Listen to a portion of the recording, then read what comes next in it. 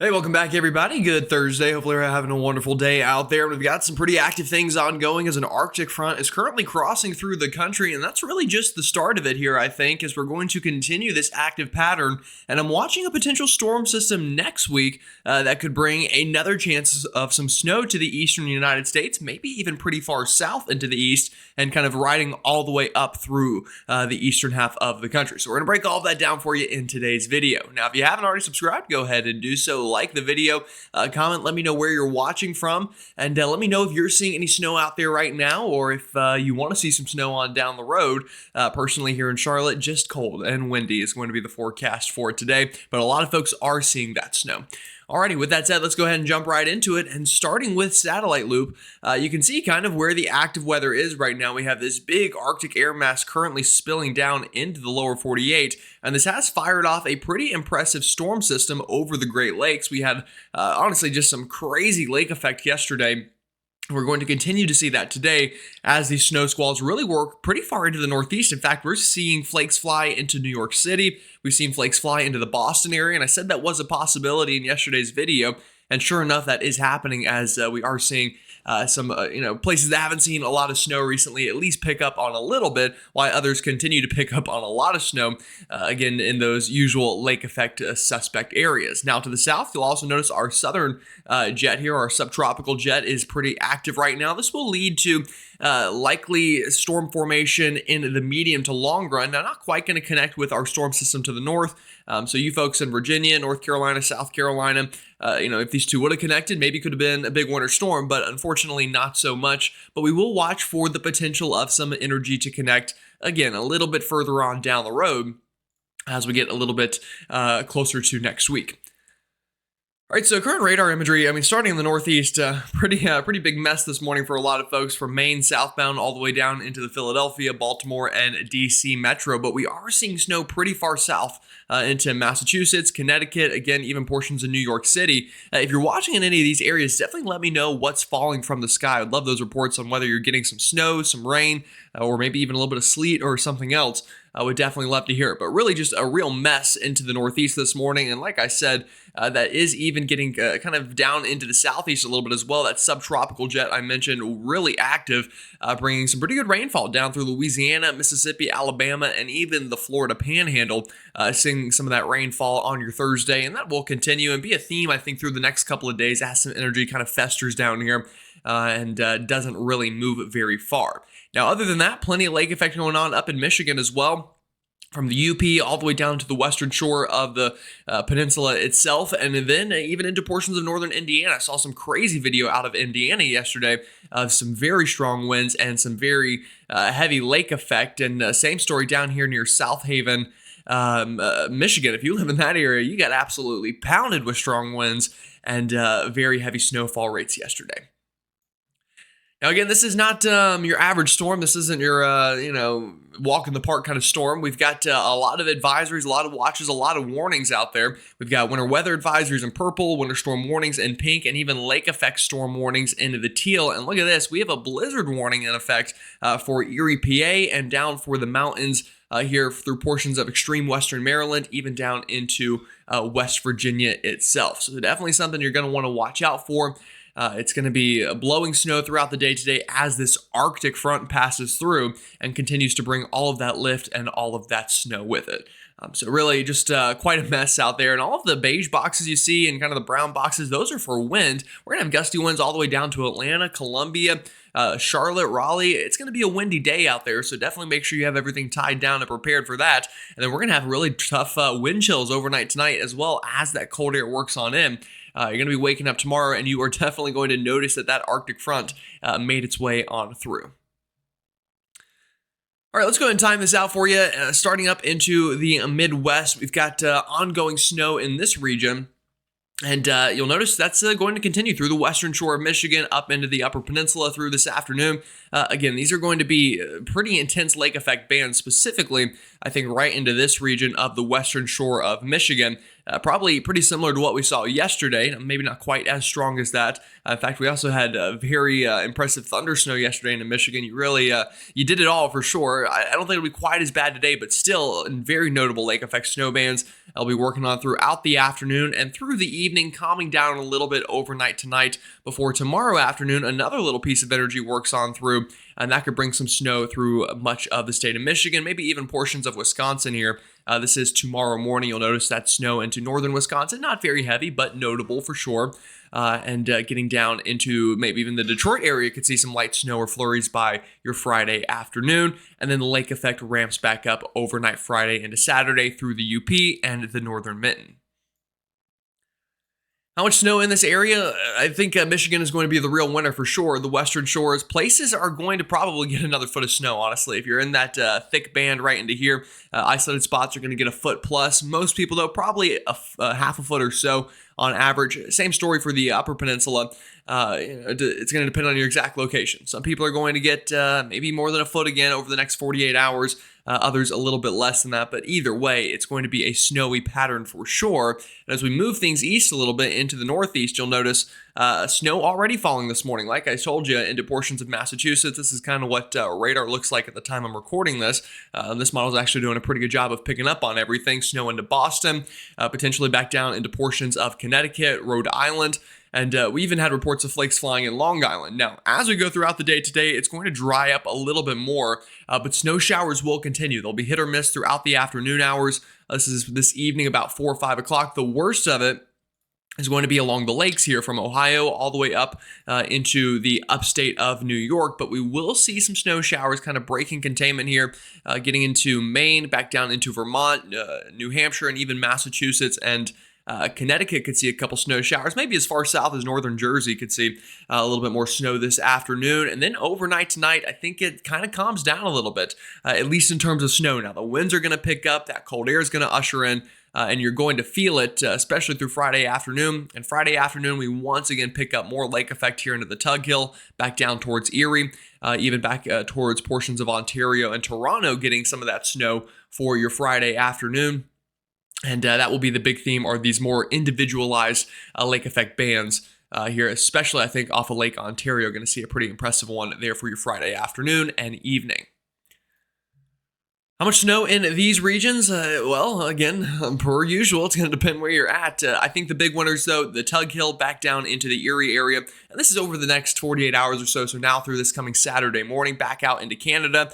Plenty of folks going to get more than a foot of snow on top of what's already fallen. Other places a little less. I'll also add down here into West Virginia, these higher terrains, half a foot plus in some places with those near blizzard conditions, if not blizzard conditions. And then into western Massachusetts. Kind of into southern Vermont. Now, most of this has probably already fallen into this area, but some more snow could fall, especially, I think, up into Maine and into the mountains of Vermont and New Hampshire. But still likely some more snow on the way, again, depending on when you're watching the video. And then would not even be surprised to see a couple more snowflakes make it down into northern New Jersey and surrounding areas. All right, that's one piece of the puzzle here. What about the wind? Because it is going to be absolutely cranking as this Arctic front works on through. This is this afternoon, folks. We got winds gusting up near 30, 40 through much of the Northeast and into the Midwest through the Great Lakes. Even down into the Mid-Atlantic and Southeast, we've got gusty winds. Overnight tonight, those winds continue. New Jersey, New York State, really the entire I-95 corridor from, we'll say, New Hampshire all the way back down into the Delmarva and into the D.C. area. These are going to be near tropical storm force wind gusts at times. So that combined with the cold, the wind chills are not going to be a very fun experience for really anybody overnight tonight and into tomorrow morning. We'll get into Friday morning here. Still breezy up into the northeast, but likely calming down into the afternoon through the southeast and the mid-Atlantic and staying breezy up into the Great Lakes as that little secondary piece of energy works on through that I mentioned earlier.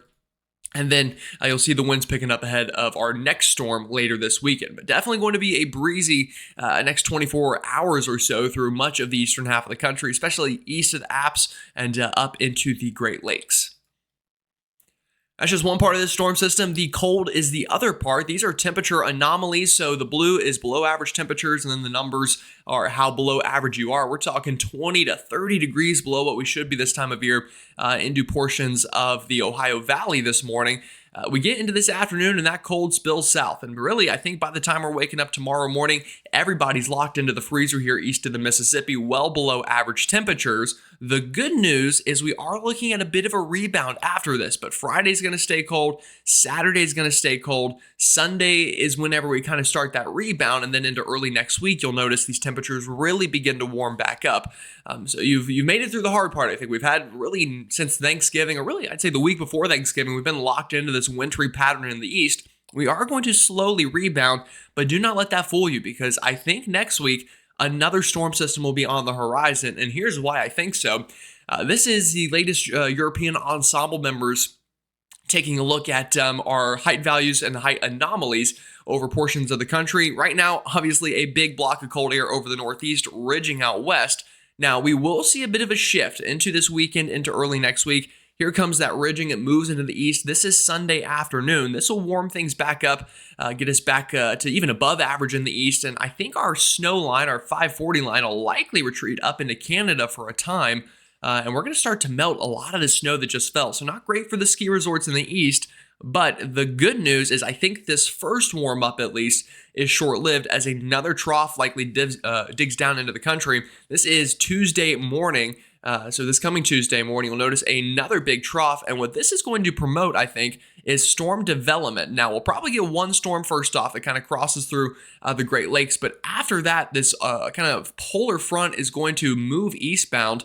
And as it does, it's likely going to fire off another storm system, I think, somewhere into the Gulf that will ride up the eastern half of the country. Now, where that happens is going to be key. If it happens where I just drew it here, then we'll likely see snow into these regions, but this could shift east some, this could shift west some. That's going to be what we need to figure out. But there's definitely a storm signal about a week or so from now for some storm to kind of get going down into the south and then ride somewhere up the eastern half of the country and dump snow back into the cold side and potentially even bring severe weather on the warm side. This does look like it could be a pretty potent storm system. And you'll notice here's that cold air. I mean, that's a pretty below average air once again about a week from now. This is this coming Thursday. And then after the fact, you'll notice ridging builds back in about 10 to 15 days out. It looks again to be a bit warmer. And obviously, we'll see if that holds. We all know that the forecast that far out can change, and it will change. Just how it changes is kind of the fun part to figure out. All right, so let's show you some models. What could this potentially look like? Well, this is this weekend, calming down a little bit. I mentioned earlier, I think rain is going to bubble back up down into Texas, Louisiana. We've got a little bit of return flow from this high pressure, and that's just leading to some upslope flow here through Texas and Louisiana. And that's going to help to wring out some precipitation. Also, a next little storm system, kind of Clipper-esque, if you will, moving down out of Canada here for your Saturday. That could bring some snow again into the northern section of the Great Lakes, maybe through the UP of Michigan, but really through Canada mostly. It's around this time frame. This is Sunday afternoon. Here's the first potent storm with that next polar front. Here's the front. Here's the storm. That could bring some snow into northern Minnesota, maybe the Dakotas, Montana, and again into the UP. But on the south side, we've got this big plume of moisture. Our southeast ridge begins to flex its muscles here, and a lot of flow out of the Gulf ahead of this front. That's going to squeeze out plenty of precipitation through the Ohio Valley, the Tennessee Valley, even back down into the southeast, the mid-Atlantic. This is Monday afternoon. That rain shield even getting on up into the northeast. And that's not the big storm I'm talking about. That kind of moves on through, maybe even brings some snow into the interior northeast, to be determined on how much cold air will be left. But it's right around here that we need to watch. This is next Tuesday afternoon. Watch what happens. Here is our boundary, as we call it, meaning we've got cold air on this side, and we've got warm air on this side. And this creates baroclinic instability, meaning it's favorable for cyclogenesis to form. And I think that's what's going to happen. Now, where this boundary sets up and where the storm forms is the tough part. Is the boundary right here where the model suggests, right through the Ohio Valley back down into the southern plains? Is the boundary right here into the Carolinas? Is the boundary up here into the Midwest? All of these are still possibilities. Figuring that out is going to be important, but based off of where the boundary is on the European, you get a storm to form right down here into the Gulf, like I mentioned, and right along this boundary. So this would be heavy rain into Alabama, Georgia, the Carolinas next Wednesday. But notice that cold air on the other side as the storm is overlapping it. We've got potentially a pretty potent snowstorm here into West Virginia, eventually moving this further ahead in time up into western PA, into portions of the Northeast, and then turns into a bit of an anafront, meaning we've got this cold air kind of chasing the moisture as it's riding along the boundary. This happens as our warm conveyor overlaps it. So actually, no, let's turn this into Meteorology in Minutes right now. We'll do it on the spot here. So what is an anafront? Well, this is an anafront. Basically, you've got your low pressure system. Here's your cold front. And now normally with a catafront is the other type of front that we normally see. Our warm conveyor is kind of riding along the front, and that keeps all of the moisture generally in the warm sector. Now, what happens with the anafront is instead of our warm conveyor just doing this and kind of riding along the side of the front, it kind of overlaps the front, and that brings a lot of lift back here on the backside over that cold pocket of air, and you end up getting snow or sleet or ice or some sort of precipitation, usually snow with an anafront that begins to form. And that's what the European is suggesting will happen next week, and potentially could even bring big snow into the Northeast. And this storm turns pretty strong, could even bring strong winds and another cool down. Notice our 540 line, once again, getting all the way back down into the Carolinas about a week from now. Now, that's one model. What about the GFS, another reliable computer model that we use? And you'll notice, here we go. There's kind of same start here. We've got rain down to the south. We've got that first little clipper. That could bring some precipitation this weekend up through the Northeast and into the Northern Great Lakes region. Then here comes our boundary. This is next Tuesday afternoon, much like the European. Here's that very sharp gradient right in the middle of the country. And what happens is a storm forms, just like the European showed. Here it comes, developing kind of almost a wave of storms on the GFS. You get one punch. That could bring some snow into the Northeast potentially about a week from now, again, around next Wednesday. And then the GFS tries to get another storm a little bit further down into the Gulf. And what that allows is our cold air a little bit more time to catch up. And notice this one is further south. This is actually, I'm not going to lie, this is pretty close to being a winter storm into the southeast on the GFS model. We've got our cold air right around here, and then we've got our storm system just into the southeast. And if I take a quick little sounding just to show you, I'll use Charlotte as an example. Just to give you an idea, this is a sounding with a 40-degree rain. So, it's not far from a winter storm by any means, but it's something we'll watch. You'll notice, though, the difference between the models. The GFS is a little less excited on one big storm system, kind of has one wave and then another wave, and is a little less on the big snow train. So we'll definitely iron out the details between the two models, but if we take a look at some ensembles and kind of compare them, these are the European ensembles for this storm system potential. Here's that first little batch of snow this weekend I mentioned. That could get into the Northeast. I do think upstate New York, northern Vermont, northern New Hampshire, even Maine could get flakes out of that, the UP of Michigan as well for your kind of Saturday into Sunday there. Then here comes the kind of cold front itself. That could bring some snow into the northern plains, even portions of the Rockies. And then the boundary sets up, and notice snow chances increasing next Wednesday into Thursday. The European likes from Tennessee all the way up into upstate New York, western Pennsylvania, into West Virginia, Ohio, and then into the Great Lakes is where the highest snow signal is there on the European. So I'll just kind of pause it there. You can look at it for a second.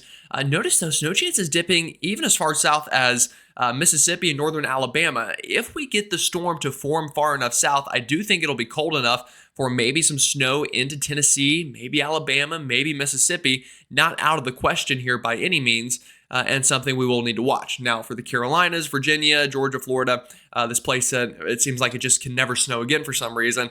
Yeah, the storm doesn't look great on the ensembles. Now, I showed you the GFS operational run, and that was close to something maybe. And again, we got a week to go. We'll see what happens. But if I know the Carolinas well enough, this will somehow turn into a severe weather event instead of a snow event. Now, that was the European ensembles. What about the GFS ensembles? I do think it's, sorry, let me get the map back to the right order. There we go. I do think, there's also a signal here for sure. There's the first little clipper system this weekend. Here comes the front, and here comes the snow signal. Now, on the GFS, it's not as strong as the European, but you'll notice the same general areas are favored from Tennessee all the way up into the interior Northeast through the Appalachia chain, North Carolina northbound. Again, not seeing anything here through Virginia, North Carolina, South Carolina, Georgia. If anything, like I mentioned, there could even be a severe weather threat there depending on how much instability returns on the track of the storm. Again, if it does something like this, then that could leave enough room for some instability down that way to produce a couple strong storms. We'll watch it. But for snow, watching really, I'd say Tennessee northbound through the Ohio Valley and up into the interior Northeast. Now, there is a world where maybe even down here into Mississippi, Alabama, we get enough ingredients to overlap here for the potential of some winter weather. I wouldn't hold my breath, though. And, all of that kind of moves on up. Now, final map I'll show you. I didn't really plan on showing this, but I'll do it on the fly here. It's not actually the final map. I got one more map after this anyway. But this is the blend of models for snow over the next 10 days. And I think it does an alright job of painting the picture of who's going to see snow in the next 10 days. I do think snow chances return to the Rockies. That will definitely be something to note. We've got snow chances from the Dakotas, and all the way up into Canada. And I'll mention, again, us folks down here in the southeast who really want snow, this is not a bad thing. You notice all this snowpack getting laid up here into Canada. That'll make it easier for cold air to maintain itself and get further south come later in December, into January, into February. This is not bad for us, even if it's not snowing right now. I know you want to see it. I want to see it. We all want to see it. Well, maybe not all of us, but most of us that are watching the channel probably want to see it. It's a game of chess, not checkers. We gotta play it out here. We gotta wait a little bit. Anyway, the next week's storm, you will notice that signal for some snow, even down into Tennessee, Kentucky, Ohio, Indiana, and then up West Virginia, mountains of North Carolina, northbound. Not a big signal right now, but definitely something we will watch. And I do think it will uptrend a little bit as we get closer into range here. All right, what about temperatures? We talked about the near term. Here's that big Arctic shot right now. Like I mentioned earlier, we will rebound this weekend and into early next week. But by the middle of next week, here comes that next cold shot behind that next front, cooling back down. I don't think nearly as cold as the current cold shot, but it will be back to below average temperatures for a lot of folks here into the east. And after that, we get about 10 days plus from now, you'll notice the model's hinting at a big warm-up towards the middle of the month, and I think that's probably likely. Now, how long does that warm-up last? How potent is the warm-up? Those are the questions we need to figure out. But I kind of see a flipping pattern. Cold right after our current cold shot, warm up early next week, back to cold, then back to warm, and that kind of very last back warm shot could last a while. We'll see. The ensembles are kind of hinting at that, but like I said earlier, anything past 10 days is really anybody's guess is as good as mine. So, alrighty, folks, with that said, hope you enjoyed. Again, if you haven't already subscribed, go ahead and do so. Like the video, comment, let me know where you're watching from, and as always, hit the bell for the latest notifications. Alrighty, y'all have a great one. Stay safe out there, stay warm, stay dry as well, and I'll see you all tomorrow.